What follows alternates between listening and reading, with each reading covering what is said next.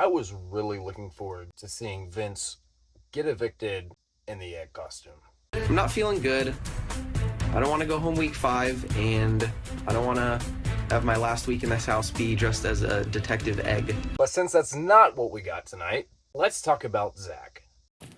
By a vote of 8-2, Zach, you are evicted from the Big Brother house. Him winning $10,000, being able to use it as a bribe to save himself and pull himself off the block all the way.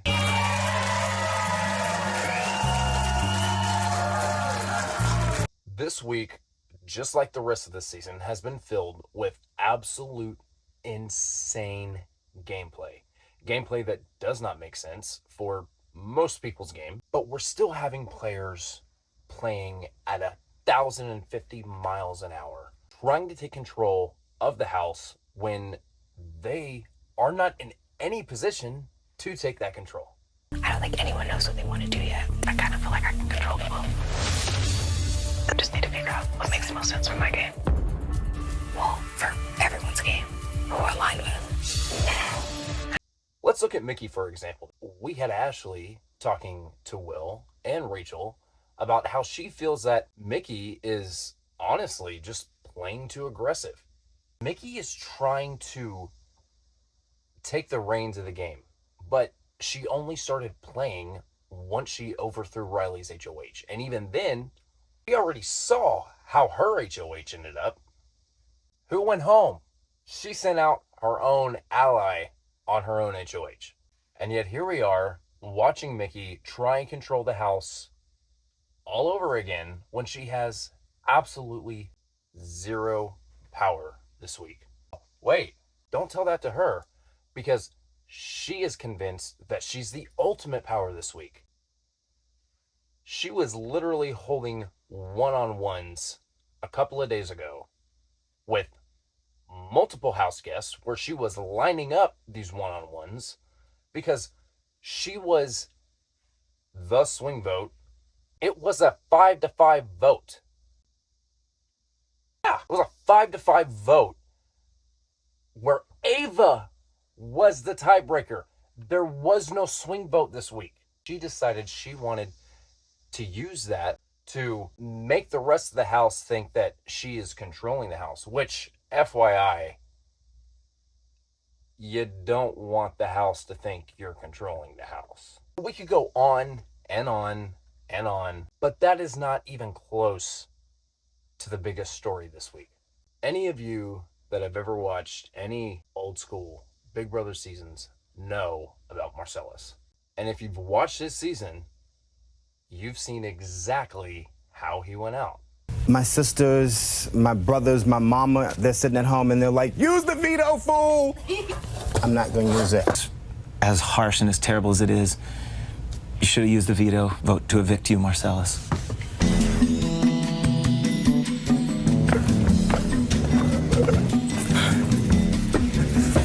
First of all, Marcellus, I need to do this to you.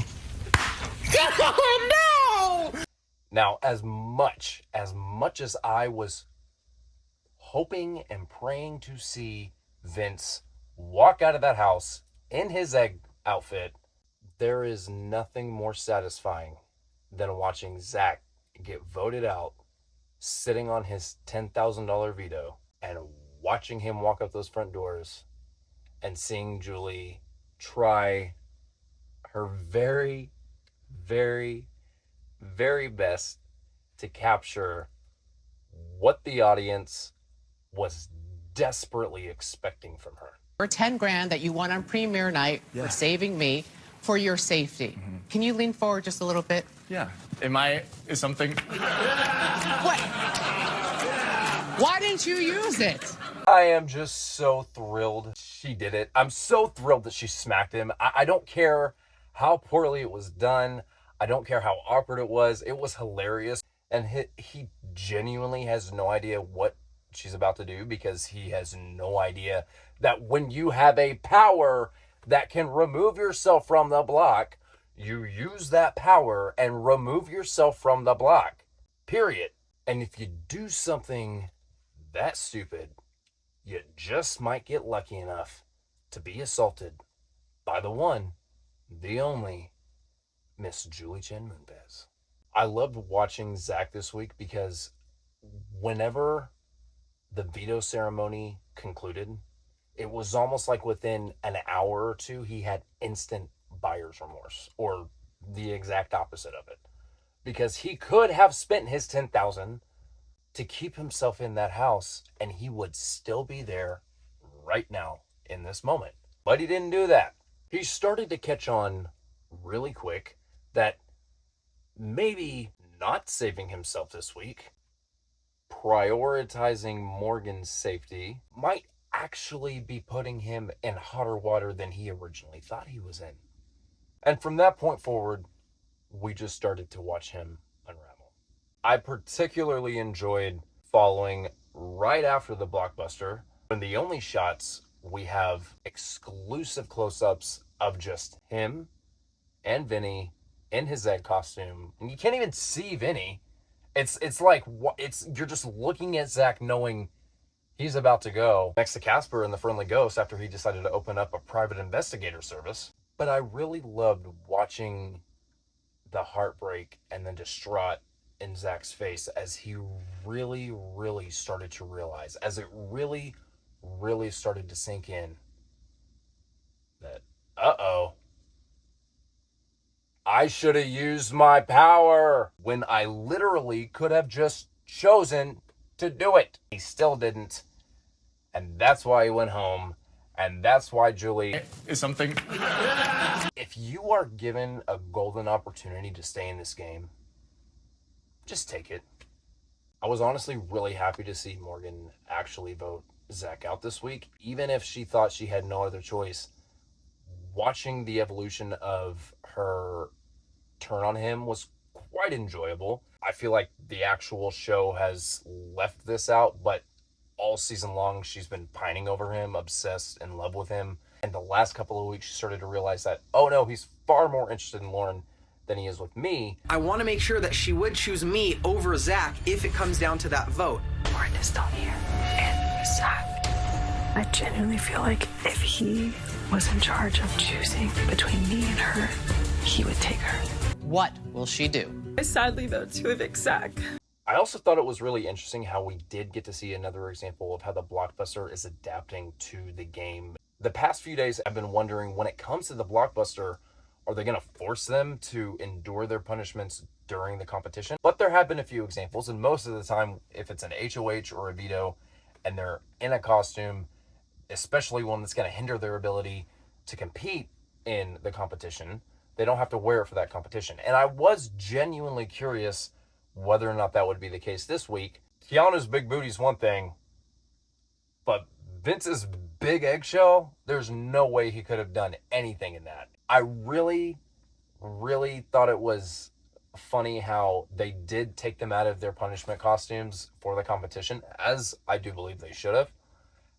But within the commercial break, with all the mishaps that they consistently have had the past couple of seasons, they still managed to be able to get them to swap back into their costumes quickly enough. I thought it was very fun. I think it kind of gives us a lot more insight and context moving forward to what we can expect from the blockbuster competition. And you know, guys, I'll be honest, I am a little surprised that we're getting OTEV this early in the season. We normally don't get OTEV until we're honestly closer to the jury point. We're usually a couple of weeks into the jury. Sometimes it's the definitive competition once you make it to jury that, okay, hey, we made it to jury, now we're in OTEV, and it's still pretty early. But you know what? I'll take it. I don't mind. I've said it before and I'll say it again. As bad as this season has been as far as gameplay goes, there is a lot of it that reminds me of old school Big Brother.